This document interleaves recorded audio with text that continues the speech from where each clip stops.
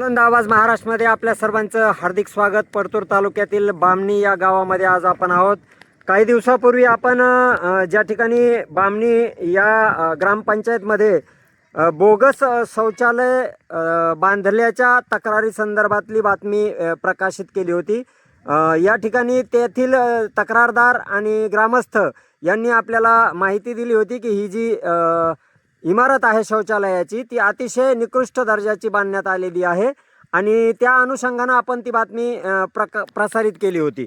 आज या ठिकाणी ती जी वास्तू आहे शौचालयाची ती पाडण्यात आलेली आहे आणि त्या ठिकाणी चांगल्या पद्धतीचं शौचालय बांधतोय असं या ठिकाणी येथील या ग्रामीण यंत्रणेकडून आपल्याला कळविण्यात आलेलं आहे।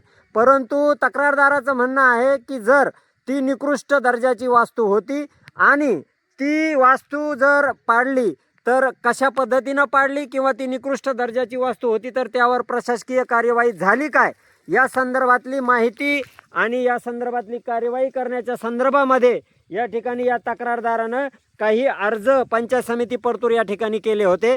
चौकशीचे आदेश निघालेले आहेत, परंतु असं असताना या ठिकाणी हे शौचालयाचं काम बिनबोभाटपणे या ठिकाणी बामणी या ग्रामपंचायतच्या माध्यमातून या ठिकाणी सुरू आहे आणि त्यावर तक्रारदाराचा आक्षेप आहे।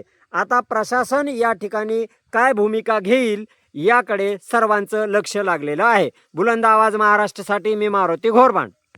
या ठिकाणी या विवादित वास्तूचं शौचालयाचं काम ज्या कंत्राटदाराकडे दिलेलं आहे त्यांच्यासोबत आपण आहोत। सर, नाव काय आपलं? गाडेकर। कुठले आहात आपण? बरं, हे जे शौचालयाचं काम चालू आहे याचं कंत्राट किंवा याचं जे काम दिलेलं आहे कोणी दिलं आपल्याला? सरपंचाने दिले। कोण सरपंच आहेत बामणीचे? आवटे मॅडम।